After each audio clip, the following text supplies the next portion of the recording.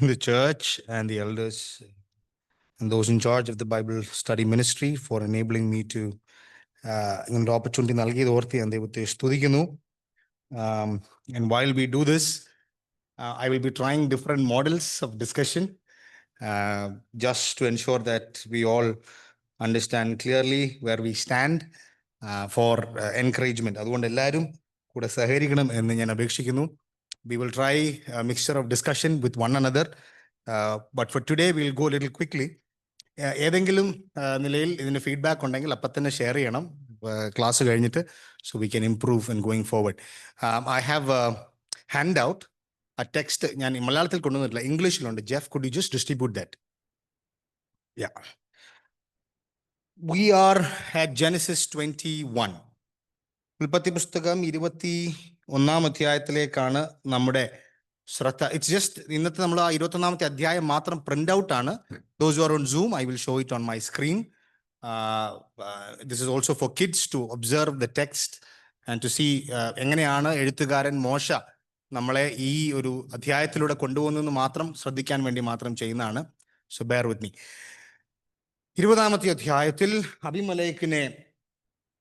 അബിമലേക്കുമായുള്ള ഇടപാടിൽ അബ്രഹാമിന് വന്ന വീഴ്ചയ്ക്ക് ശേഷം അബിമലേക്കിന്റെ ഭവനത്തിലുള്ള അല്ലെങ്കിൽ അബിമലേക്കിന്റെ കുലത്തിലുള്ള എല്ലാ സഹോദരിമാരുടെയും ഗർഭം അല്ലെങ്കിൽ ആ വൂമ്പ് ദൈവം അടച്ചതിന് ശേഷം അബിമലേക്കുമായിട്ടുള്ള പ്രശ്നം പരിഹരിച്ച് അബിമലേക്കിന്റെ ഭവനത്തിനു വേണ്ടി അബിമലേക്കിന്റെ ഭവനത്തിനും വേണ്ടി പ്രാർത്ഥിച്ച് 20 അധ്യായം അവസാനിപ്പിക്കുമ്പോൾ അബ്രഹാമിന്റെ ഭാര്യയായ സാറയുടെ നിമിത്തം യഹോവ അബിമലേക്കിന്റെ ഭവനത്തിലെ ഗർഭമൊക്കെയും അടച്ചിരുന്നു. പ്രാർത്ഥനയുടെ ഫലമായി അത് വീണ്ടും തുറക്കപ്പെട്ടു. And then we go into 21 of Genesis. Well, before we go into the chapter in depth, I want to go through few details and a summary of what has happened. ഇതുവരെ നടന്നതിന്റെ ഒരു സമ്മറി. ആ hand out നിങ്ങളിപ്പോൾ നോക്കണ്ട, നമുക്കത് when we go into the chapter we'll see. ഈ സമ്മറിയിലൂടെ എൻ്റെ കൂടെ സഞ്ചരിക്കണം. Genesis 21. ഉൽപ്പത്തി പുസ്തകം 21 അധ്യായത്തിലാണ്. ഉൽപ്പത്തി പുസ്തകം is part of also the book called Torah. Israel മക്കൾ തോറ എന്ന് പറയുന്ന 5 പഞ്ചതന്ത്രങ്ങൾ അല്ലേ, 5 പുസ്തകങ്ങൾ, the 5 books, the Pentateuch, 5 പുസ്തകങ്ങൾ അടങ്ങുന്ന ഉൽപ്പത്തി മുതൽ ലെവിറ്റിക്സ് വരെ. And Torah is also part of the Old Testament. Israel മക്കളോ മോശയോ വരുവാനിരിക്കുന്ന ഓൾഡ് ടെസ്റ്റ്മെന്റ് പോലും അറിവില്ലാതെ എഴുതിയ പുസ്തകമാണ് അല്ലെ. And the Old Testament is also part of the New Testament, which becomes the entirety of the Bible. Correct? So this is the theme. മോശ എഴുതുമ്പോൾ, മോശയുടെ വാക്കുകളിലൂടെ പരിശുദ്ധാത്മാവ് രേഖപ്പെടുത്തുമ്പോൾ, ഉൽപ്പത്തി പുസ്തകം when we come to chapter 1 അധ്യായത്തിലേക്ക് വരുമ്പോൾ ഒരു പ്രത്യേക പദം നാം അവിടെ കാണുന്നു, which is called the seed of the woman, സ്ത്രീയുടെ സന്തതി. അപ്പം ഒരു നോർമൽ പുസ്തകം വായിക്കുന്ന, വേദപുസ്തകം ഒരു പുസ്തകമായിട്ട് വായിക്കുന്ന ഒരു വ്യക്തിയെ സംബന്ധിച്ചിടത്തോളം 1 അധ്യായത്തിൽ വളരെ വലിയ കാര്യങ്ങൾ സംഭവിക്കുന്നു. ദൈവം ഭൂമിയെ സൃഷ്ടിക്കുന്നു, ജീവജാലങ്ങളെ സൃഷ്ടിക്കുന്നു, ഈദൻ തോട്ടം സൃഷ്ടിക്കുന്നു. ഈദൻ തോട്ടത്തിന്റെ പര്യായം എന്ന് പറയുന്നത് ദൈവവും മനുഷ്യനും തമ്മിലുള്ള അകമഴിഞ്ഞ ബന്ധമാണ്. കം ടു ചാപ്റ്റർ 3, മനുഷ്യൻ വീണുപോകുന്നു, പരാജയപ്പെടുന്നു, അവിടെ ശപിക്കുന്നു. അവിടെ വെച്ച് ദൈവത്തിന്റെ വാഗ്ദത്തമായിട്ട് ഹവയോട് എന്താ പറയുന്നത്? സ്ത്രീയുടെ സന്തതി ശത്രുവിന്റെ തലയെ തകർക്കും. അപ്പൊ 2 സർപ്പത്തിന്റെ തലയെ തകർക്കും. 2 ചേരിയായി മനുഷ്യകുലം അവിടെ മാറുകയാണ്.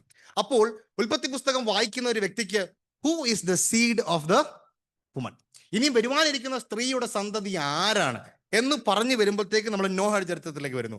നോഹയാണോ സ്ത്രീയുടെ സന്തതി? നോഹയല്ല സ്ത്രീയുടെ സന്തതി. എന്താ കാരണം? നോഹയുടെ കാലത്തുണ്ടാകുന്ന പരാജയങ്ങൾക്ക് ശേഷം നോഹ പെട്ടകത്തിൽ നിന്ന് ഇറങ്ങിയിട്ടും നോഹയുടെ ജീവിതത്തിൽ പരാജയങ്ങൾ ഉണ്ടായി. നോഹയുടെ ചരിത്രവും വളരെ ശാന്തമായി, വലിയ ബഹളങ്ങളൊന്നും ഇല്ലാതെ പ്രളയമുണ്ടായി, പക്ഷെ നോഹയുടെ ചരിത്രം അവസാനിക്കുന്നു. And he is not the seed of the woman. Now the reader is looking forward for who is the next candidate. അങ്ങനെ വരുമ്പോൾ ബാബേൽ, നിമ്രോദ്, ഇതൊന്നും സീഡ് ഓഫ് ദ വുമൺ അല്ല.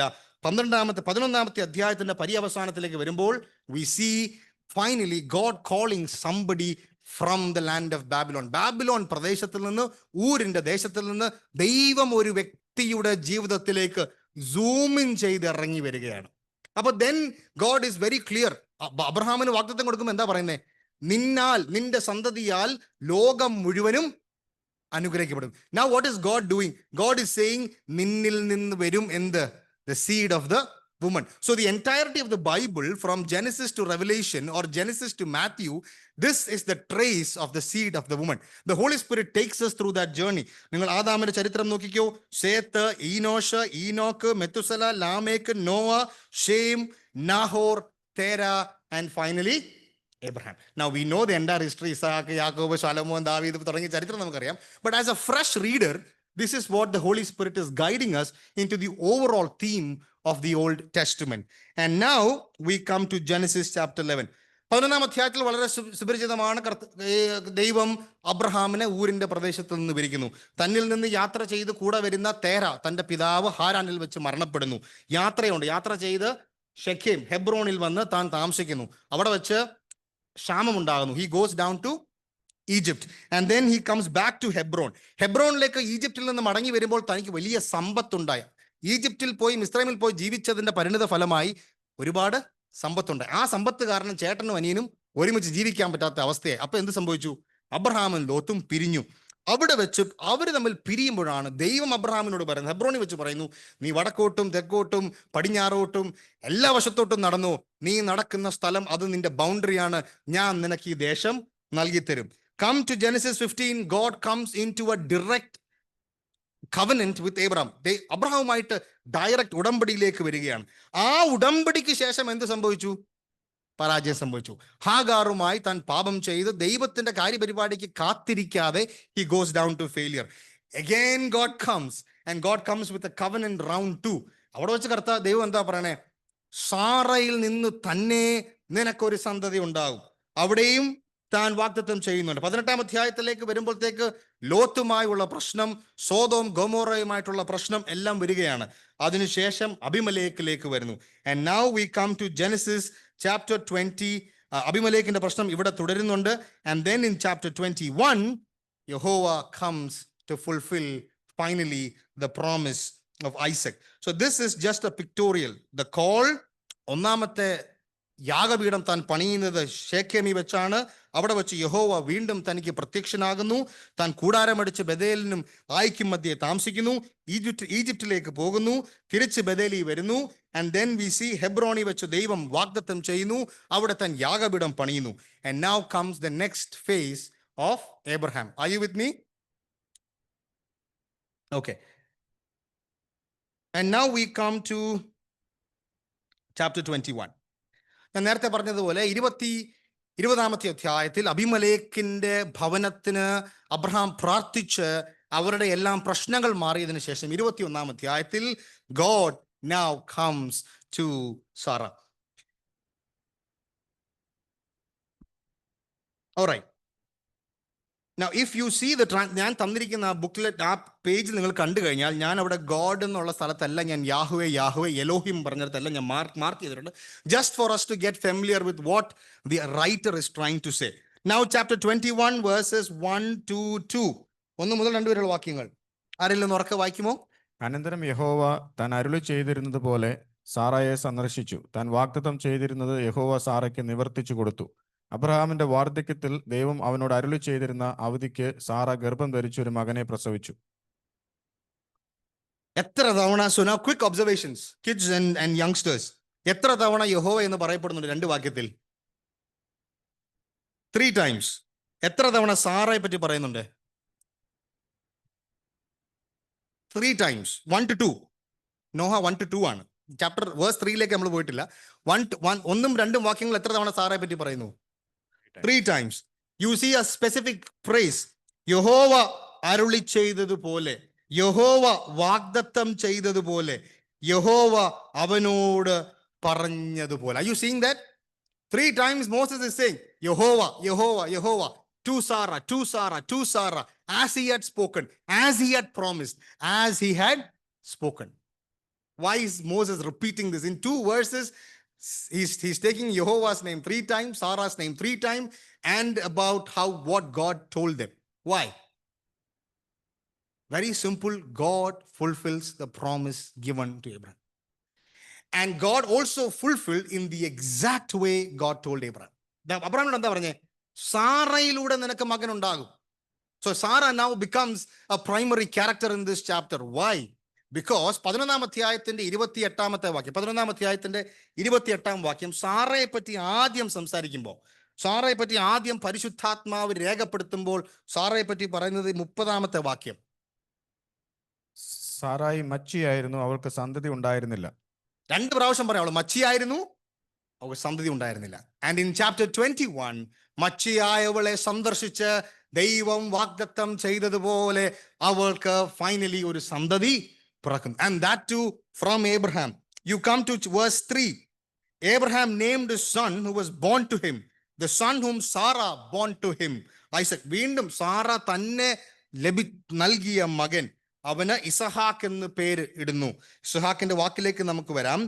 And then you look at verse 4, 100 years old, his old age, and then his old age. 3 തവണ അബ്രഹാമിന്റെ വാർദ്ധക്യം പറയുന്നുണ്ട്. കണ്ടോ? Old age, 100 വയസ്സ്, in his old age. Are you with me? So Moses is making it extremely clear to the children of Israel that നിങ്ങളുടെ പിതാവ് ഇസഹാക്ക് ഉണ്ടായത് ദൈവം അബ്രഹാമിനും സാറയ്ക്കും പറഞ്ഞ വാഗ്ദത്ത പ്രകാരം തന്നെ. Exactly like how we promised. ഒരു സംശയത്തിനുമില്ല. ഇസ്മായിലിൽ നിന്നല്ല നിങ്ങൾ ഉണ്ടായത്, ഹാഗാറിൽ നിന്നല്ല നിങ്ങൾ ഉത്ഭവിച്ചത്, നിങ്ങൾ വന്നത് സാറയിൽ നിന്ന് തന്നെ. സാറ ഈസ് യുവർ മേട്രിയാക് എന്ന് മോശ ക്ലിയർ ആയിട്ട് പറയുകയാണ്. 5 പുസ്തകങ്ങൾ മോശ എഴുതുന്നത് ഇസ്രായേൽ മക്കൾ തിരികെ കനാൻ പ്രദേശത്തേക്ക്, മിസ്രൈമിൽ അടിമത്തത്തിന് ശേഷം അവർ തിരികെ കനാൻ ദേശത്തേക്ക് പ്രവേശിക്കുന്നതിന് മുൻപ് മോശ എഴുതി കൂട്ടിയ പുസ്തകങ്ങളാണ്. And so before they enter the land of Canaan, Moses is going to tell them, ഇത് വാഗ്ദത്തത്തിന്റെ നിറവേറലാണ്. എന്ത് വാഗ്ദത്തം? നിങ്ങളുടെ പിതാവായ അബ്രഹാമിനോടും ഇസ്ഹാക്കിനോടും യാക്കോബിനോടും പറഞ്ഞതുപോലെ പാപം നിമിത്തം നിങ്ങൾ മിസ്രൈമിൽ പോയി അടിമനുഗത്വത്തിന് ശേഷം നിങ്ങൾ മടങ്ങി കനാനിൽ വരും. കനാനിലേക്ക് തിരികെ പ്രവേശിക്കുന്ന ഇസ്രായേൽ മക്കളോട് മോശ പറയുകയാണ്, വാഗ്ദത്തം ചെയ്തവൻ അവൻ ജീവനോടെയുണ്ട്, അവൻ നിറവേറ്റുക തന്നെ ചെയ്യും. അതുകൊണ്ട് നിങ്ങളുടെ അസ്തിത്വത്തിന്റെ രൂപഘടന, it comes from Abraham and Sarah. And so Moses makes it very clear in his statement, old age, 100 years and old age. Now we'll come to the naming. Abraham named his son who was born to him. ആരാണ് പേരിട്ടത്? ആരാണ് പേരിട്ടത്? No. Abraham ഇവിടെ വിളിച്ചു വന്ന് ശരിയാണ്. ആരാണ് പേര് കൊടുത്തത്? ദൈവമാണ് പേര് കൊടുത്തത്. God gave the name Isaac. എപ്പോഴാണ് കൊടുത്തത്?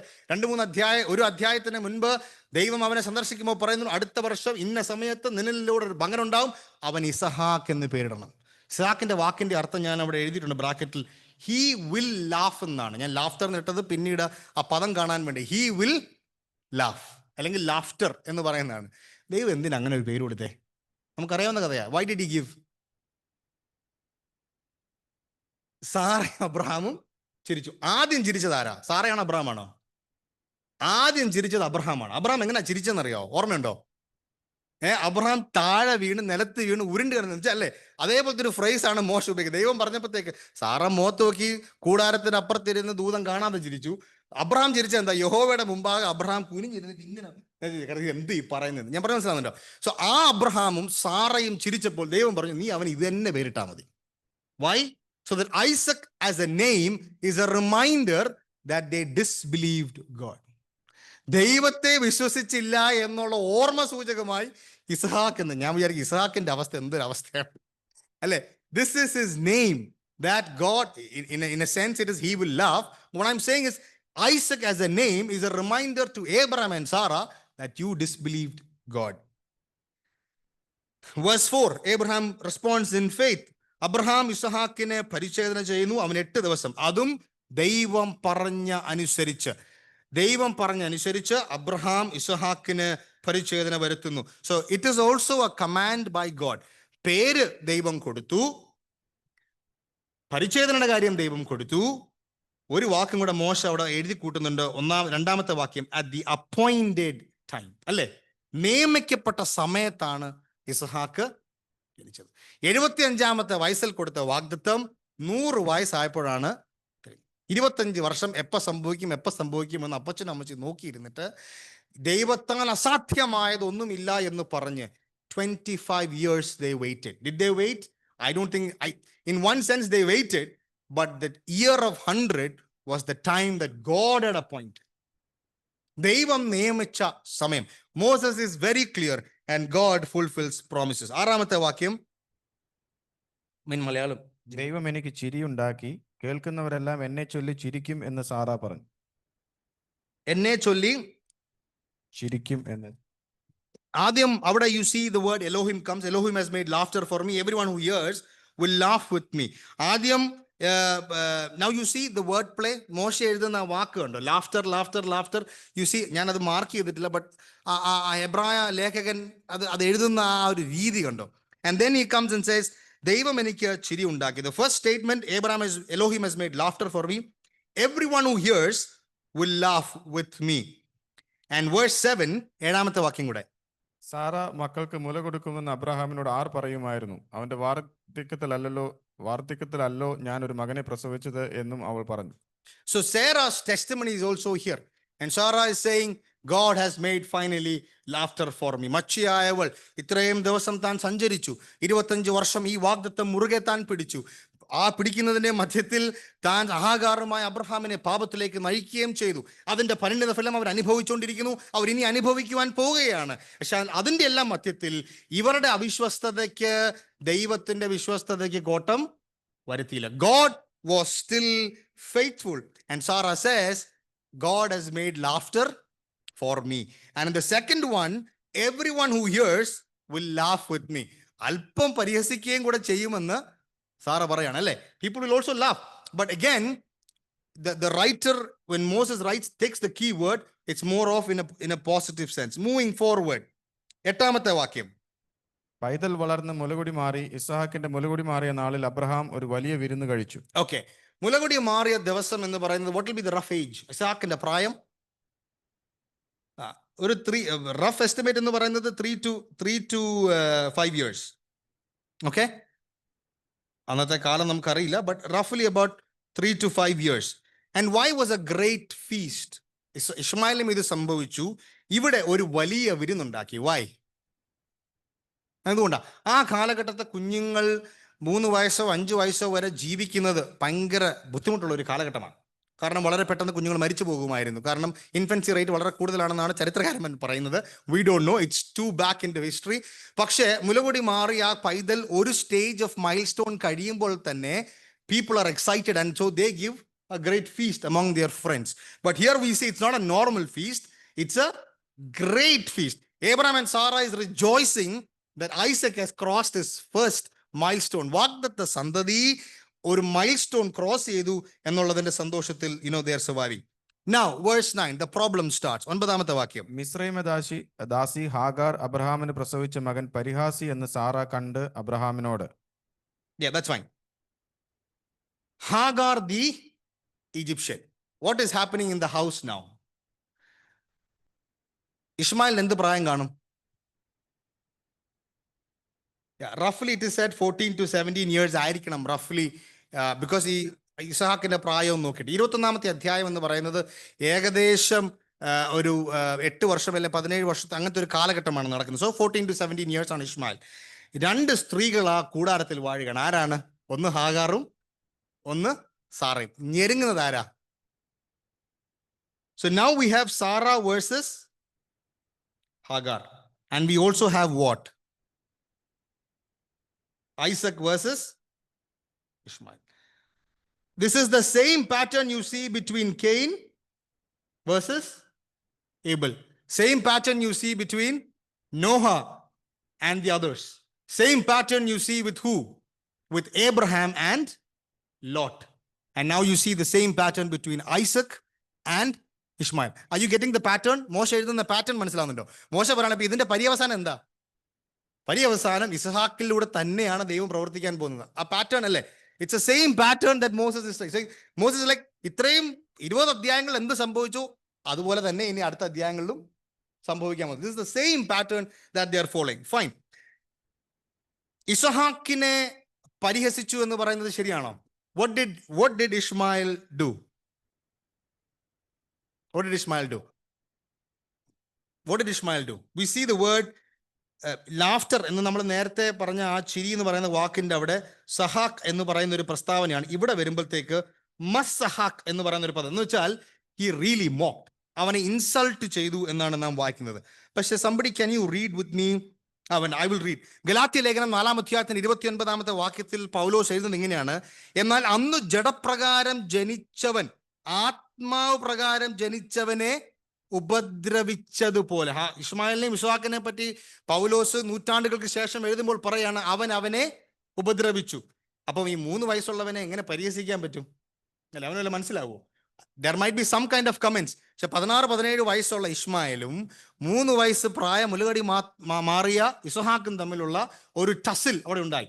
അവിടെ സാറയ്ക്ക് മനസ്സിലായി ഇവന്റെ ജീവനോ അല്ലെങ്കിൽ ഭാവിയിൽ ഇവർ ഒന്നിച്ചു പോയാൽ ശരിയാകില്ല. കാരണം അബ്രഹാം എന്ന് പറയുന്ന വ്യക്തിത്വത്തിന്റെ ഹെയർ അല്ലെങ്കിൽ അവന്റെ സന്തതി പരമ്പരയായിട്ട് ഇശ്മായേലിനെ പ്രതിഷ്ഠിക്കണമെന്ന് ഹാഗാറിനും ഇശ്മായേലിനും ആഗ്രഹം ഉണ്ടായിരിക്കണം.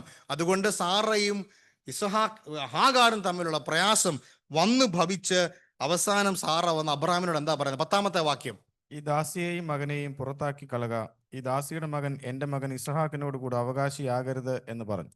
ഈ ദാസിയുടെ മകൻ, നിങ്ങൾ ഈ ടേംസ് ഒക്കെ ഉപയോഗിച്ചോ?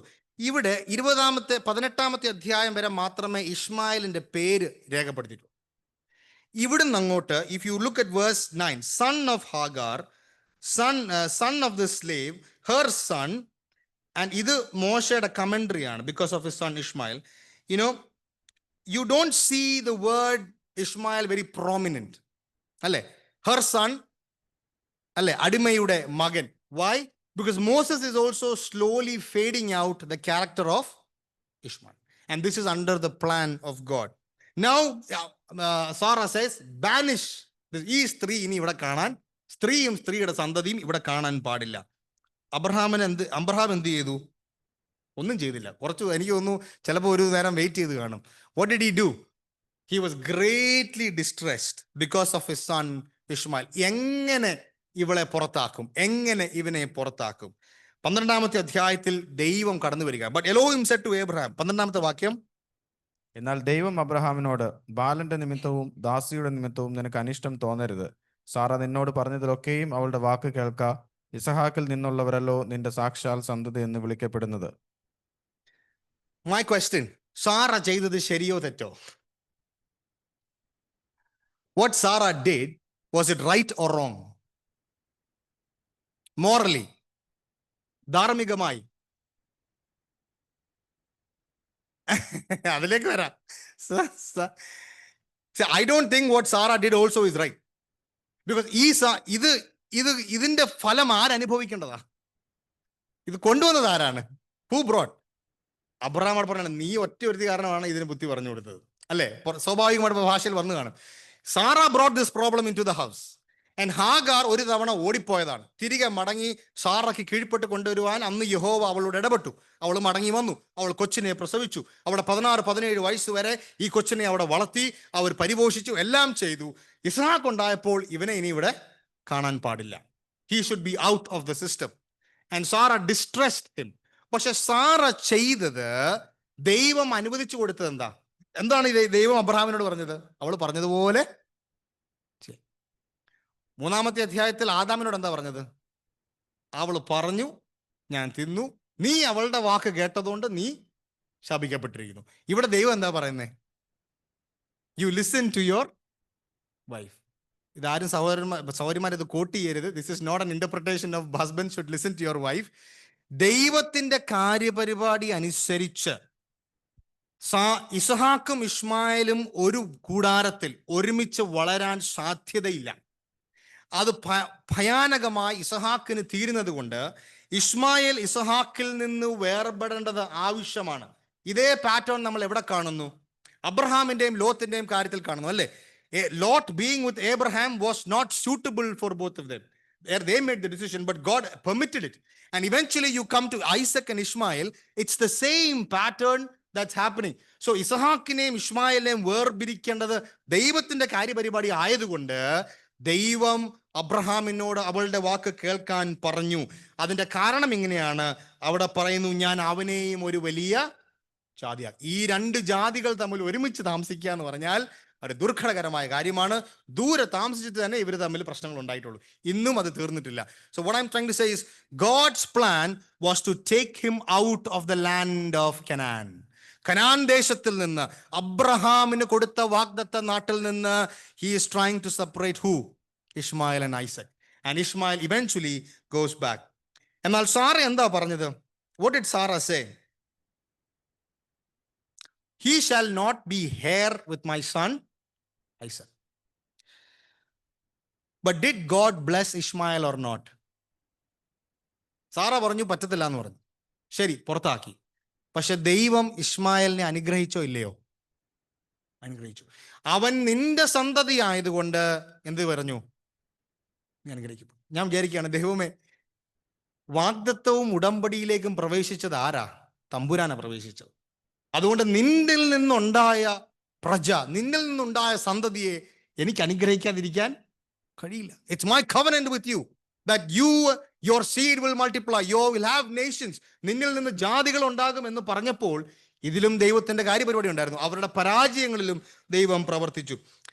14-ാമത്തെ വാക്യം. Now we come to Abraham story. Abraham രാവിലെ എഴുന്നേറ്റു. 14-ാമത്തെ വാക്യം. 22-ാമത്തെ അധ്യായം ഇസ്ഹാക്കിനെ യാഗം കഴിക്കാൻ പോകുമ്പോഴും ഇതേ പാറ്റേൺ നമ്മൾ കാണുന്നുണ്ട്. രാവിലെ എഴുന്നേറ്റ് പോകുന്നുണ്ട്. So in chapter 21 Abraham is going to lose who? Ishmael. In chapter 22 who is he going to lose? Isaac. Are you getting the pattern? In chapter 21 it's Ishmael. Abraham got up early in the morning and took bread and a skin of water and gave them to Hagar, putting them on her shoulder, gave her the boy and sent her away. Sheriyo tetto? What Abraham did, righteous or unrighteous? Unrighteous. കോളിച്ചാൻ നിങ്ങൾ ആരും ഒന്നും പറയുന്നില്ല. Nobody said. കോളിച്ചാൻ പറഞ്ഞ correct ആണ്. അൺറൈച്ചസ് ആണ്. ജീവിക്കാൻ 2-3 ദിവസം ജീവിക്കാനോ അല്ലെങ്കിൽ 4-5 ദിവസം ജീവിക്കാനുള്ള വെള്ളം മാത്രമേ കൊടുത്തുള്ളൂ. മിഡിൽ ഈസ്റ്റിൽ അന്ന് വെള്ളം വളരെ സ്കാർസ് ആണ്. നമ്മൾ പിന്നീട് നോക്കിയാൽ അറിയാം. ഒരു കിണർ കുടിക്കുമ്പോൾ തന്നെ അടി ഉണ്ടാക്കാൻ തുടങ്ങിയ ആൾക്കാർ. കാരണം അന്ന് വെള്ളമില്ല. ആ വെള്ളമില്ലാത്ത മരുഭൂമിയിലേക്ക് ഇവളെ തള്ളിവിടാൻ അബ്രഹാം വിട്ടപ്പോൾ, ഇസഹാക്കിനെ കൊണ്ടുപോകുമ്പോൾ 3 ദിവസത്തെ യാത്രയ്ക്ക് വരെ കഴുതയും കോപ്പും എല്ലാം ആയിട്ടാണ് അബ്രഹാം പോയത്. ഇവളെ വിട്ടപ്പോൾ ഹാഗാറിനെ ഭവനത്തിൽ നിന്ന് പറഞ്ഞു വിടുമ്പോൾ very meagre provisions is what he gave. വളരെ തുച്ഛമായ പ്രൊവിഷൻസ് എന്നിട്ട് ഇറക്കി വിട്ടു. And in his അൺറൈച്ചസ്നെസ് he only gave dum meagre provisions and send Har away. Verse 15, and she departed and wandered about in the wilderness of Beersheba. Beersheba എന്ന് പറഞ്ഞാൽ ബെർഷേവ എന്നാണ്. Well of 7 അല്ല well of 7 അല്ല കിണർ, 7 കിണർ അല്ല 7 കിണർ, അങ്ങനെയാണ് അതിന്റെ വാക്ക്. When the water in the skin, വെള്ളം തീർന്നു, പൈതലിനെ താൻ അവിടെ മാറ്റി നിർത്തി. 16-ാമത്തെ അധ്യായം 16-ാമത്തെ വാക്യം. അവൾ പോയി അതിനെതിരെ ഒരു അമ്പിൻപാട് ദൂരത്തിരുന്നു. കുട്ടിയുടെ മരണം എനിക്ക് കാണേണ്ട എന്ന് പറഞ്ഞു. എതിരെ ഇരുന്ന് ഉറക്കെ കരഞ്ഞു. 17-ാമത്തെ വാക്യം. ദൈവം ബാലന്റെ നിലവിളി കേട്ടു. ദൈവത്തിന്റെ ദൂതൻ ആകാശത്ത് നിന്ന് ഹാഗാറിനെ വിളിച്ചു. അവളോട്, ഹാഗാറെ, നിനക്ക് എന്ത്? നീ ഭയപ്പെടേണ്ട. ബാലൻ ഇരിക്കുന്നിടത്ത് നിന്ന് അവന്റെ നിലവിളി കേട്ടിരിക്കുന്നു. That's fine. You see now she went and sat down opposite. 16-17 വയസ്സുള്ള പയ്യനാണ്, ഈ പൈതലാണ്. ഈ പൈതലിനെ കൊണ്ടിട്ടു, വെള്ളം തീർന്നു. And she is hoping that they have no life anymore. മരിക്കാനായിട്ട് പോവുകയാണ്. അവിടെ വെച്ച് താൻ നിലവിളിച്ചു കരയുകയാണ്. 17-ാമത്തെ വാക്യത്തിൽ അവളുടെ നിലവിളി കേട്ടു എന്നല്ല നാം വായിക്കുന്നത്. 17-ാമത്തെ വാക്യത്തിൽ ആരുടെ നിലവിളി കേട്ടു എന്നാണ് കർത്താവ് പറയണേ? ബാലന്റെ നിലവിളി. Elohim heard the boy crying and the angel said, what is the matter with you, Hagar? For Elohim has heard the voice of the boy where he is. Get up, lift up the boy, hold him by the hand, for I will make him a great nation. This is the second time an Egyptian woman is being promised by Elohim. ഹാഗാറിന് ഇതേ വാഗ്ദത്തം Hagar ഗർഭിണിയാണെന്ന് തിരിച്ചറിയുന്നതിന് മുൻപ് തന്നെ ദൈവം Hagar ഇറങ്ങി ഓടിപ്പോയപ്പോൾ പറഞ്ഞു, നീ ഗർഭിണിയാണ്, നീ മടങ്ങി സാറെടുത്ത് ചെല്ലുക, ഞാൻ അവനെ ഒരു വലിയ ജാതിയാക്കുമെന്ന് ഹാഗാറിനോട് പറഞ്ഞിരുന്നു. ആ ഹാഗാർ ഇവിടെ വെച്ച് എന്ത് ചെയ്തു? മരിച്ചു പോട്ടെ എന്ന് പറഞ്ഞ് ഇവനെ അങ്ങ് എറിഞ്ഞു. Are you with me? There was some kind of disbelief or there was distrust from Hagar's side. You see the difference? And yet God says, I will make him a great nation. ഈ അധ്യായത്തിന്റെ ആദ്യത്തെ അത്ഭുതം എന്താ? ആദ്യത്തെ അത്ഭുതം ഇസഹാക്ക് ജനിച്ചതൊരു അത്ഭുതമാണ്. 100 വയസ്സായി മച്ചിയായവൾ പ്രായം ചെന്ന് വാർദ്ധക്യം ചെന്ന സാറ പ്രസവിച്ചു എന്നൊരു അത്ഭുതമാണ്. 2-ാമത്തെ അത്ഭുതം, മരുഭൂമിയിൽ ആരും കുഴിക്കാത്ത ഒരു കിണർ ദൈവം അവിടെ അവക്ക് വേണ്ടി കണ്ണുകൾ തുറന്ന് അവൾ കാണുകയാണ്. Elohim opened her eyes and 19ാമത്തെ വാക്യം ജംബുൽ ജാൻ. ദൈവം അവളുടെ കണ്ണ് തുറന്നു, അവൾ ഒരു നീരുറവ കണ്ടു, ചെന്ന് തുരുത്തിയിൽ വെള്ളം നിറച്ച് ബാലനെ കുടിപ്പിച്ചു. യെസ്. അതിനുശേഷം 20-21. ദൈവം ബാലനോട് കൂടെ ഉണ്ടായിരുന്നു, അവൻ മരുഭൂമിയിൽ പാർത്തു, മുതിർന്നപ്പോൾ ഒരു വില്ലാളിയായി തീർന്നു. അവൻ പാരാൻ മരുഭൂമിയിൽ പാർത്തു, അവന്റെ അമ്മ മിസ്രൈം ദേശത്ത് നിന്ന് അവനൊരു ഭാര്യയെ കൊണ്ടുവന്നു. സീനായി പ്ലാറ്റൂവിന്റെ അടുത്ത്, ഈജിപ്തിനടുത്ത് തന്നെ ഇവർ ജീവിച്ചു, അവർ വളർന്നു. 20ാമത്തെ വാക്യത്തിൽ നാം വായിക്കുന്നത് എലോഹിം, ദൈവം ആരുടെ കൂടെ ഉണ്ടായിരുന്നു? ഇഷ്മാലിന്റെ കൂടെ ഉണ്ടായിരുന്നു. This is the first time we see a phrase like that in the Bible. Elohim was with the boy. Elohim was with the boy. And the first time God is with somebody that is explicitly written is written for the unchosen seed. തെരഞ്ഞെടുക്കപ്പെടാത്ത ഒരു വ്യക്തിയുടെ കൂടെ ദൈവമുണ്ട് എന്ന് നാം വായിക്കുന്നു. And he grew. I leave that to your thought. He lived in the wilderness. He became an archer. He lived in the wilderness of Paran. And his mother took a wife for him from the land of Egypt. ഞാനൊരു commentary വായിച്ചപ്പോൾ ഇങ്ങനെയാണ് അദ്ദേഹം comment ചെയ്തിരിക്കുന്നത്: 30 വർഷത്തോളം minimum Hagar മിസ്രൈമിൽ നിന്ന് വന്ന് അബ്രഹാമിന്റെ ഭവനത്തിൽ സഞ്ചരിച്ചു. അവിടെ ചെന്ന് അബ്രഹാമിന്റെ കുലത്തിൽ നിന്നോ അല്ലെങ്കിൽ അവിടുന്നോ ഒന്നും എടുക്കാനായിട്ടൊന്നും ഹാഗാർ എവിടെ നിന്ന് വന്നു, അവിടെ നിന്ന് ഒരു ഭാര്യയെ തെരഞ്ഞെടുത്തു. I don't want to go into the interpretation of all that. അവർ പിന്നെ ഈജിപ്റ്റും അങ്ങനെയൊക്കെ കുറേ കാര്യങ്ങൾ പറയുന്നുണ്ട്. But I am just putting their observation in your mind. They went back to Egypt and Egypt is mentioned twice. So you will find Egypt versus Beersheba, which is eventually going to be the land of Canaan. And so we see two seeds emerging from the two land, and God is placing them both in their respective places. Now verse 22. അക്കാലത്ത് അബിമലേക്കും അവന്റെ സേനാപതിയായ പീക്കോലും അബ്രഹാമിനോട് സംസാരിച്ചു, നിന്റെ സകല പ്രവൃത്തിയിലും ദൈവം നിന്നോട് കൂടെ ഉണ്ട്. ആകയാൽ നീ എന്നോടോ എന്റെ സന്തതിയോടോ എന്റെ കുലത്തോടോ വ്യാജം പ്രവർത്തിക്കാതെ ഞാൻ നിന്നോട് ദയ കാണിച്ചതുപോലെ നീ എന്നോടും നീ പാർത്തു വരുന്ന ദേശത്തോടും ദയ കാണിക്കുമെന്ന് ദൈവത്തെ ചൊല്ലി ഇവിടെ വെച്ച് എന്നോട് സത്യം ചെയ്യുക എന്ന് പറഞ്ഞു. സത്യം ചെയ്യാം എന്ന് അബ്രഹാം പറഞ്ഞു. Yeah, that's fine. Thank you.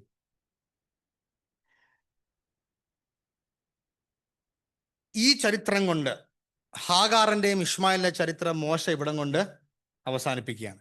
And in verse 22 comes back Abraham's story. And in verse 22 we see Abimelech and Phicol, the commander of their army, coming. Abimelech ആരാണ്? രാജാവായിരുന്നു. അബ്രഹാം ചതിച്ച അല്ലെങ്കിൽ താൻ പറ്റിച്ച ഒരു വ്യക്തിത്വമായിരുന്നു. അബിമലേക്ക് മടങ്ങി അബ്രഹാമിലേക്ക് വന്നിട്ട് താൻ പറയുന്ന ഒരു പ്രസ്താവനയാണ്: നീ ചെയ്യുന്നതിൻ്റെ എല്ലാം കൂടെ ദൈവം ഉണ്ട്. അബിമലേക്കിന് അതിന് എങ്ങനെ മനസ്സിലായി? How did Abimelech understand that God is with Abraham? എങ്ങനെ? അവർക്ക് വേണ്ടി പ്രാർത്ഥിച്ചു. അതാണ് ഏറ്റവും ലേറ്റസ്റ്റ് സീൻ. ശരി, രണ്ടാമത്തെ case. Anything else?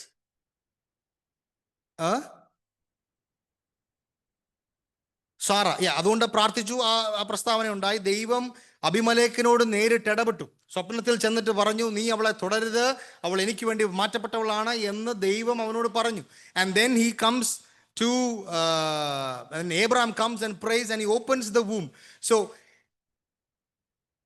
Abimelech is recognizing that Abraham is a special person in the land of Canaan. അല്ലേ? കനാൻ ദേശത്ത് ജീവിക്കുന്ന പരദേശികളിൽ നിന്ന് അബ്രഹാമിന് ഒരു പ്രത്യേകതയുണ്ട്. എന്താ പ്രത്യേകത? ദൈവം അവനോട് കൂടെയുണ്ട്. അവന്റെ പ്രവൃത്തികളിൽ കൂടെയുണ്ട്, അവന്റെ സന്തതിയോട് കൂടെയുണ്ട്, അവന്റെ യാത്രയിൽ കൂടെയുണ്ട് എന്ന് തെരഞ്ഞെടുക്കപ്പെടാത്ത, ഈ സന്തതി പരമ്പരയിൽ പെടാത്ത ഒരാൾക്ക് അവന്റെ ജീവിതം കൊണ്ടും അവന്റെ സാഹചര്യം കൊണ്ടും ആർക്ക് മനസ്സിലായി? അബിമലേക്കിന് മനസ്സിലായി. അപ്പോൾ അബിമലേക്ക് വന്നിട്ട് അബ്രഹാമിനോട് പറയുന്ന കാര്യം, നൗ സ്വെയർ ടു മീ, യഹോവയ ദൈവമാണ്, നീ എന്നോട് സത്യം ചെയ്യണം. 23ാമത്തെ വാക്യം ഒന്നുകൂടെ ഒന്ന് വായിക്കാവോ? ആകയാൽ നീ എന്നോടോ എന്റെ സന്തതിയോടോ എന്റെ കുലത്തോടോ വ്യാജം പ്രവർത്തിക്കാതെ ഞാൻ നിന്നോട് ദയ കാണിച്ചതുപോലെ നീ എന്നോട്. മതി. എന്തിനാണ് അബ്രഹാമിന്റെ അടുത്ത് നിന്ന് സത്യം ചോദിക്കാൻ, എന്തിനാണ് അബ്രഹാമിനോട് സത്യം ചെയ്യാനാണ് അബിമലേക്ക് വന്നത്? ദൈവം കൂടുതൽ ഒരു വ്യക്തിയല്ലേ, അപ്പം വാക്ക് പറഞ്ഞാൽ വിശ്വസിച്ചല്ലേ അല്ലേ? പിന്നെ എന്തിനാണ് സത്യം ചെയ്യിപ്പിച്ചേ? വൈ?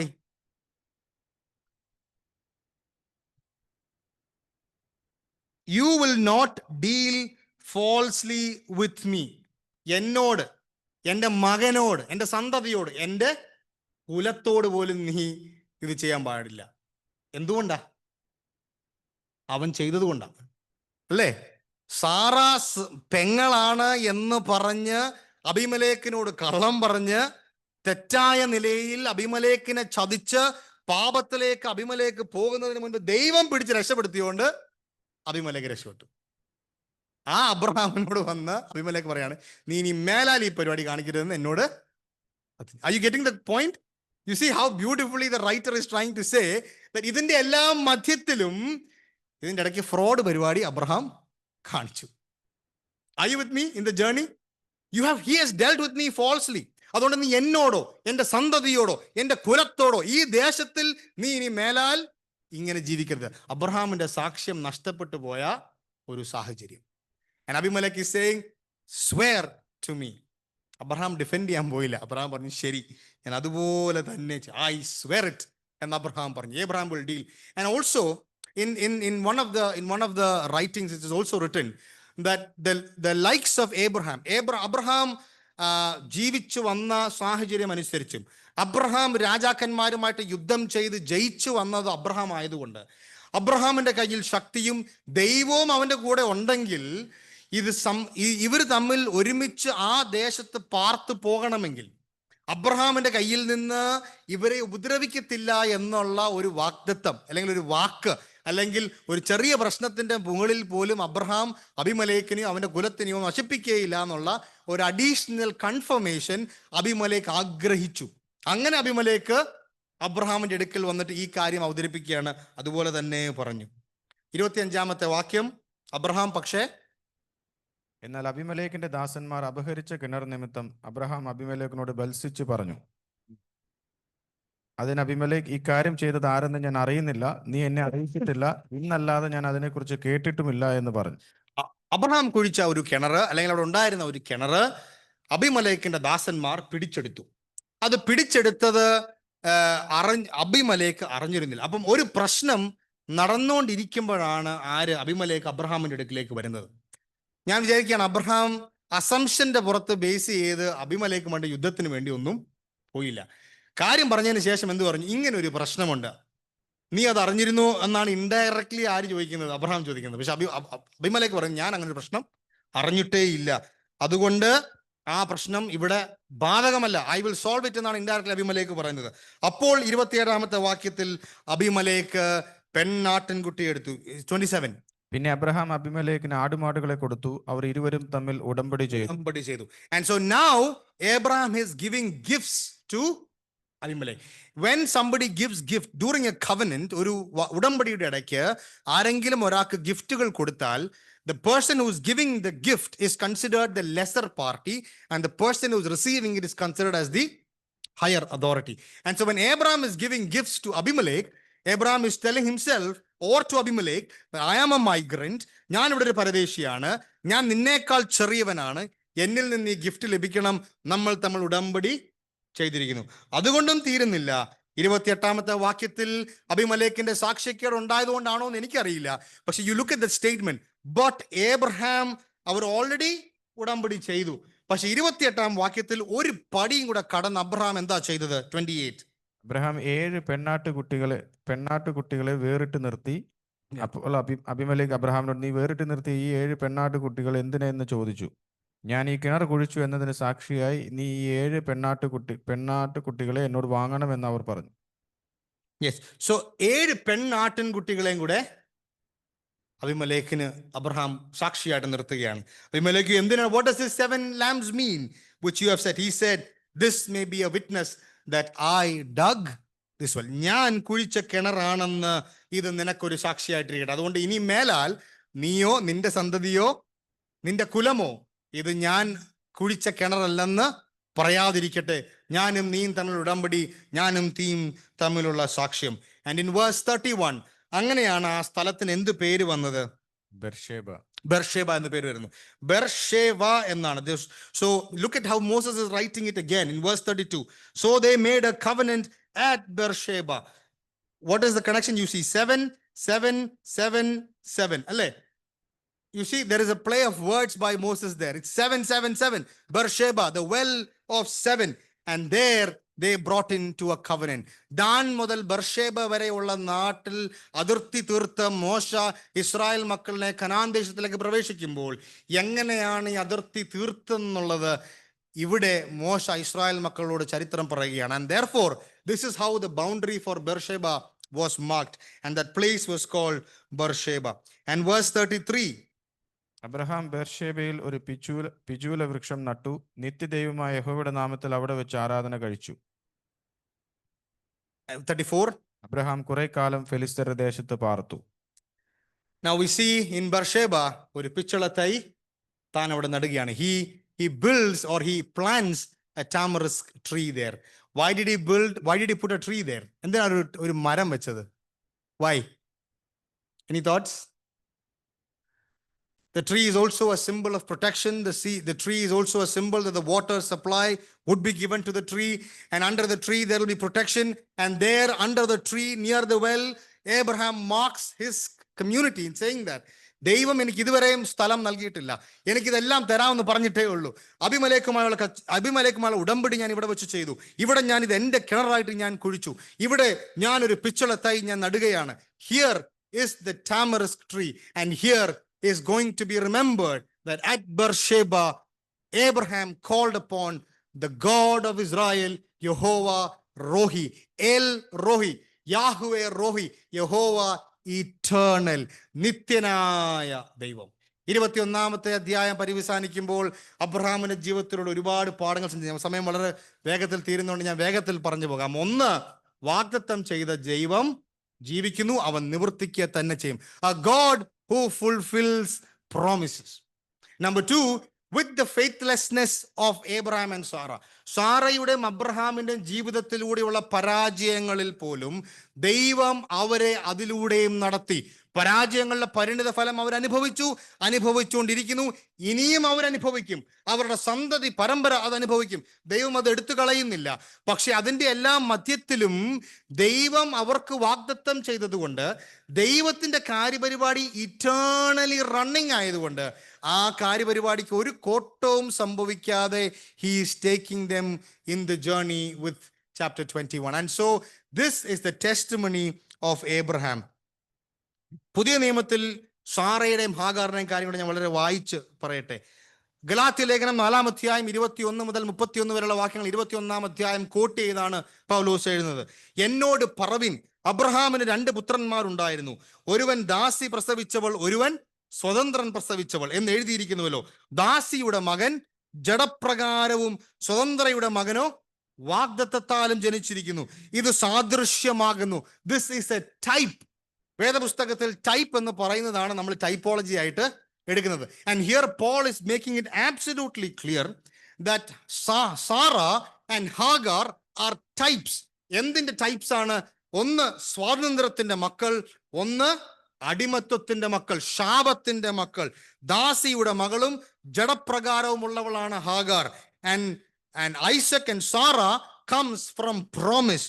ഹാഗാർ എന്നത് അറബി ദേശത്ത് സീനായ് മലയെ കുറിക്കുന്നു. അത് ഇപ്പോഴത്തെ യെരുശലേമിനോട് ഒക്കുന്നു. അത് തന്റെ മക്കളോട് കൂടെ അടിമയല്ലല്ലോ ഇരിക്കുന്നത്. മീതെയുള്ള യെരുശലേമോ സ്വതന്ത്രയാകുന്നു. അവൾ തന്നെ നമ്മുടെ അമ്മ. പ്രസവിക്കാത്ത മച്ചിയെ ആനന്ദിക്കുക, നോവ് കിട്ടാത്തവളെ പൊട്ടിയാർക്കുക. ഏകാഗ്നിയുടെ മകൾ ഭർത്താവുള്ളവളുടെയും മക്കളെക്കാൾ അധികമെന്ന് എഴുതിയിരിക്കുന്നുവല്ലോ. നാമോ സഹോദരന്മാരെ ഇസഹാക്കിനെ പോലെ വാഗ്ദത്തത്താൽ ജനിച്ച മക്കളാകുന്നു.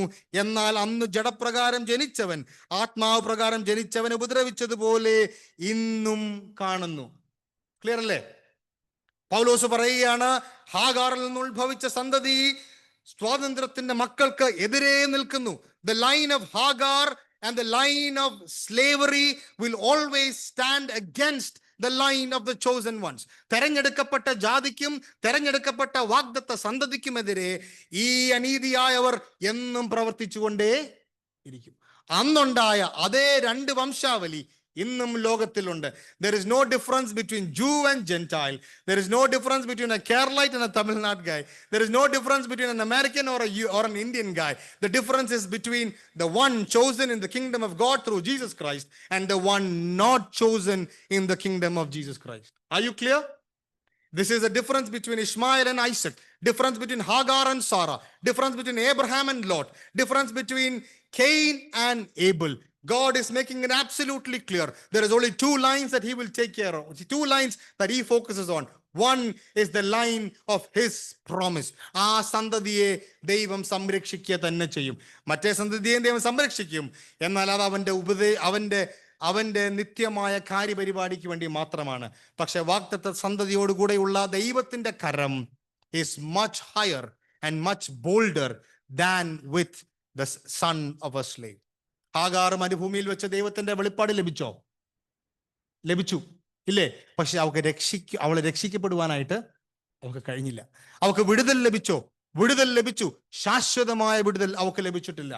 ആ സന്തതിക്ക് ദൈവത്തിന്റെ അനുഗ്രഹം ലഭിച്ചോ? ജീവിക്കാനുള്ള അനുഗ്രഹം ലഭിച്ചു, ശരിയാണ്. വാഗ്ദത്തത്തിന്റെ അനുഗ്രഹങ്ങൾ അവർക്ക് ലഭിച്ചിട്ടില്ല. One with salvation, one without salvation, one with revelation and blessing. So there is a considerable difference between these two. And then you come to the story of Abimelech. അബിമലേക്കിന്റെ കഥയിൽ വളരെ വ്യക്തമാണ്.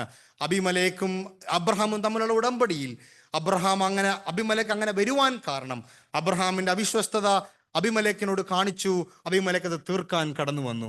രണ്ടാമത്തെ കേസ്, ഇത് അറിഞ്ഞ് അബ്രഹാം അബിമലേക്കിനോട് താൻ തിരിച്ച് മടക്കി താൻ ഇടപെടുന്നത് വളരെ മാന്യമായി, താൻ ഒരു വാക്കിനപ്പുറം ചെന്ന് തൻ്റെ എല്ലാ നിയമങ്ങളും താൻ പാലിക്കുമെന്ന് അവരോട് ഉടമ്പടി ചെയ്ത് വളരെ നിഷ്കർഷമായി പാലിക്കുന്ന ഒരു അബ്രഹാം അവിടെ പരദേശിയായി പാർക്കുമ്പോൾ പോലും തനിക്ക് നാളിതുവരെ ദൈവം എന്താ പറഞ്ഞത്? ഈ സ്ഥലം മുഴുവൻ നിനക്ക് തരാം.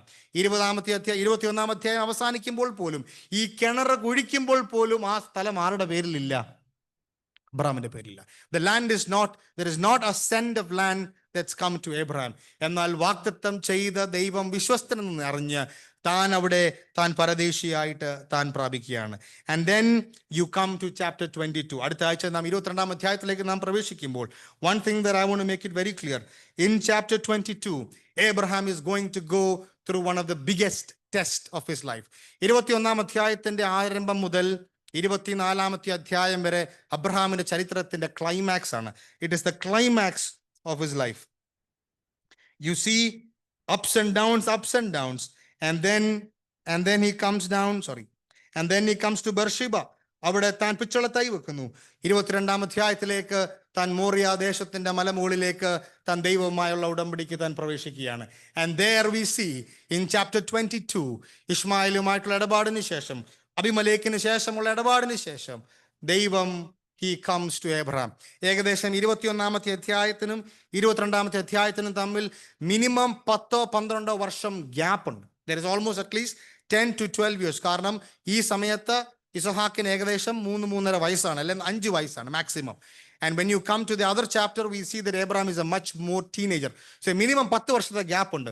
But after 10 years, Jehovah comes to him one day, knocks at his door and asks him to give me back your son. ഞാൻ നിനക്ക് നൽകിയ, നീ സ്നേഹിക്കുന്ന നിന്റെ മകൻ, നിന്റെ ഏകജാതനെ എനിക്ക് തരാനായിട്ട് ദൈവം ചോദിക്കുവാൻ പോവുകയാണ്. And in that test, we all know the story. But next week when you come, I suggest that you read that text, because when we do observations, 22 becomes one of the crown of observations in Genesis. It becomes very meaningful to us when you read it once or twice. And therefore, let me close. One more thing that I just want to quickly mention. God is faithful. വാഗ്ദത്തം ചെയ്ത ദൈവം ജീവിക്കുന്നു. He has promised us that he will see through. നമ്മൾ പലപ്പോഴും വാഗ്ദത്തങ്ങൾ 365 ദിവസം 365 വാഗ്ദത്തങ്ങൾ ഉണ്ടെന്നൊക്കെ നമ്മൾ പറയുമെങ്കിലും പലപ്പോഴും നമുക്ക് വിശ്വസിക്കാൻ വലിയ പാടാണ്, അല്ലേ? We are very hard hearted people. 25 വർഷം കാത്തിരുന്ന് ഇപ്പം വരും, നീ വലിയ സന്തതിയാവും എന്ന് പറഞ്ഞ് 86-ാമത്തെ വയസ്സ് വരെ അബ്രഹാമും സാറയും വെയിറ്റ് ചെയ്തു. അപ്പോൾ എന്ത് ചെയ്തു? ഹാഗാറിലേക്ക് പോയി. അതിനുശേഷം വീണ്ടും 10-14 വർഷം വെയിറ്റ് ചെയ്യേണ്ടി വന്നു. ഞാൻ വിചാരിക്കുകയായിരുന്നു, the hardness of the waiting made the birth of Isaac more sweetful to them. Somebody has commented, 80-ാമത്തെ വയസ്സിൽ അബ്രഹാമിന് മകനെ കൊടുത്തിരുന്നെങ്കിൽ, 81-ാമത്തെ വയസ്സിൽ അബ്രഹാമിന് 85-ാമത്തെ വയസ്സിൽ ദൈവം ഇസഹാക്കിനെ തിരികെ ചോദിച്ചിരുന്നെങ്കിൽ അബ്രഹാമിന് കൊടുക്കാൻ മടിയുണ്ടായേനെ. But when he waited for 25 years, he waited and believed in God. He waited on God. And so today as we go back as Christians and when we look at Abraham's ചരിത്രം, എന്തിനാ നമുക്ക് ഇതൊക്കെ ഇത്ര പ്രാധാന്യം അല്ലേ? Why is it so important to us? Why is Abraham's life so important to us? ഞാൻ വിചാരിക്കാം, ഞാൻ പഠിച്ച് കുറച്ച് നാൾ മുമ്പേ ഞാൻ പഠിച്ചു തുടങ്ങി, ഞങ്ങൾ യൂത്തിലും പഠിച്ചു തുടങ്ങി, കുറച്ച് നാൾ മുമ്പേയും. അപ്പം ഞാൻ അബ്രഹാം എനിക്ക് എന്താണ് ഇത്ര relevance? Why is it so relevant to me? I just want to end with a story. നാട്ടിൽ ഞങ്ങൾ വെക്കേഷന് ദുബായിൽ നിന്ന് കടന്നു വരുമ്പോൾ ഞങ്ങളുടെ എൻ്റെ ഡാഡിയുടെ, എൻ്റെ പിതാവിൻ്റെ പിതാവൊക്കെ വളരെ വേഗത്തിൽ മരിച്ചു പോയതാണ്. ഞാൻ ചെറുപ്പത്തിൽ തന്നെ മരിച്ചു. അപ്പോൾ എനിക്ക് അവരോട് കാണാനോ സംസാരിക്കാനോ ഇടം കിട്ടിയിട്ടില്ല. അപ്പം തൻ്റെ മൂത്ത സഹോദരൻ മാത്രമാണ് ജീവനോടെ ശേഷിച്ചിരുന്നത്. അതുകൊണ്ട് ഞാൻ നാട്ടിൽ വരുമ്പോൾ ചെറുപ്രായത്തിലൊന്നും അല്ല, ഒരു ടീനേജ് ഒക്കെ കഴിഞ്ഞ് 16-17 വയസ്സൊക്കെ ആയപ്പോഴത്തേക്ക് I was so excited to go and talk to him. പോയി സംസാരിക്കുമ്പോൾ he used to give me the history of how we are and where we have come from. എവിടെ നിന്ന് വന്നു, ഈ സ്ഥലങ്ങളൊക്കെ എങ്ങനെ മേടിച്ചു, ആദ്യത്തെ സ്ഥലം എങ്ങനെ മേടിച്ചു, സഭകൾ എങ്ങനെ ഉണ്ടായി, ആദ്യത്തെ വീട്ടിൽ നിന്ന് എങ്ങനെ പുറത്താക്കി, എന്തുകൊണ്ട് തനിക്ക് സ്കൂളിൽ പോകാൻ പറ്റിയില്ല, എന്തുകൊണ്ട് എൻ്റെ അപ്പച്ചൻ്റെ സ്കൂളിൽ വിടാൻ കഴിഞ്ഞു, അല്ലേ? അപ്പോൾ എല്ലാ പ്രാവശ്യം കേൾക്കും. ഒരു 10-15 തവണ കേട്ടാലും എനിക്ക് മടുക്കത്തില്ല. എല്ലാ പ്രാവശ്യവും ഞാൻ വരുമ്പോൾ ഞാനത് വീണ്ടും ഓരോന്ന് കുത്തി ചോദിക്കും. ബിക്കോസ് ഞാനാകുന്ന വ്യക്തിത്വം എന്ന് പറയുന്നത് is part of their story also, അല്ലെ? അവരുടെയും കൂടെ കഥയാണ്. മോശ ഇത് എഴുതുമ്പോൾ, ഇസ്രായേൽ മക്കൾക്ക് എഴുതുമ്പോൾ, ഇസ്രായേലെ നീ ഉണ്ടായത് ഇങ്ങനെയാണ്. അബ്രഹാം എന്ന് പറയുന്ന ഒരു വ്യക്തിയെ ഞാൻ ഊരിൽ നിന്ന് വിളിച്ച്, കാലം തെളിയിക്കുന്ന കാലാതീതനായ നിത്യനായ ദൈവം അവനെ വിളിച്ചിറക്കിക്കൊണ്ടുവന്ന് ഓരോ ദിവസവും അവനെ നടത്തി, വാഗ്ദത്ത സന്തതി കൊടുത്ത്, അവനൊരു അംശ സ്ഥലവും കൊടുത്ത്, മക്പല എന്നും വിളിച്ച്, നിങ്ങൾ ഉണ്ടായി വന്നത് ഇസഹാക്കിലൂടെ, യാക്കോബിലൂടെ, 12 ഗോത്രങ്ങളിലൂടെ മിസ്രൈമിൽ തിരിച്ചുപോയി നിങ്ങൾ തിരിച്ച് ഈ നാട്ടിൽ കാലുകുത്തുമ്പോൾ യഹോവയായ ദൈവം ഒരു വ്യക്തിയോട് ചെയ്ത വാഗ്ദത്തത്തിന്റെ ഫലമാണെന്ന് അവരോട് പറയുമ്പോൾ it becomes part of their story, it becomes part of their existence. And what about us? Because it is the same Abraham who is the father of my faith. എനിക്ക് മുൻപായി നടന്നവനാണ് അബ്രഹാം. ഈ ദൈവത്തെ ആദ്യമായി വിശ്വസിച്ച ഒരു വ്യക്തിത്വമാണ്. ദൈവം ഊരിന്റെ ദേശത്ത്, ആരോരുമില്ലാത്ത ദേശത്ത് അൺസർട്ടൺ ആയിട്ട് ജീവിച്ച ഒരു വ്യക്തിത്വമാണ്. എവിടെ ജീവിച്ചു? നമുക്കാണെങ്കിൽ റിട്ടയർ ചെയ്യുമ്പോൾ കിട്ടേണ്ട പെൻഷന്റെ തുക നമ്മൾ ഇന്ന് കാൽക്കുലേറ്റ് ചെയ്ത് ഇൻവെസ്റ്റ് ചെയ്യുന്ന ആൾക്കാരാണ്. അബ്രഹാമിനെ വിളിച്ചിറക്കേണ്ടി വരുമ്പോൾ ഞാൻ കാണിപ്പാനിരിക്കുന്ന ദേശത്ത് എവിടെ കണ്ടു, എങ്ങനെ കണ്ടു, എവിടെ പോയി, എങ്ങനെ താമസിച്ചു, ഓരോ ദിവസവും ഈ 10-25 വർഷവും ദൈവത്തിന്റെ വാഗ്ദത്തെ മുറുകെ പിടിച്ചുകൊണ്ട് അബ്രഹാം ഓരോ ദിവസം ജീവിക്കുകയാണ്. When will my son come? Eleazar ആണോ? അല്ല. ഇസ്മായിൽ ആണോ? അല്ല. നിന്നിലൂടെ തന്നെ, സാറയിലൂടെ തന്നെ യഹോവ വിസിറ്റഡ് സാറ. യഹോവ സാറയെ സന്ദർശിച്ചു. യഹോവ പറഞ്ഞതുപോലെ യഹോവ അങ്ങനെ തന്നെ ചെയ്തു. And on that promise he believed God, and because of his belief and his blessing, God translates this into the coming seed of the woman. ഈ വ്യക്തിത്വത്തിൽ നിന്ന്, സാറയിൽ നിന്ന് വായിച്ചു വരുന്ന ഒരു വ്യക്തിക്ക് എന്ത് മനസ്സിലായി? Isaac is now going to be the promised seed. And now the reader is going to check on the story of Isaac. And before we go into the story of Isaac, there is a small twist. That is what we come in on next Wednesday in Genesis chapter 22, where God will ask Isaac back. May God bless us. Try to please read 22 and come back. We'll have more rounds of discussion in chapter 22. May God bless us.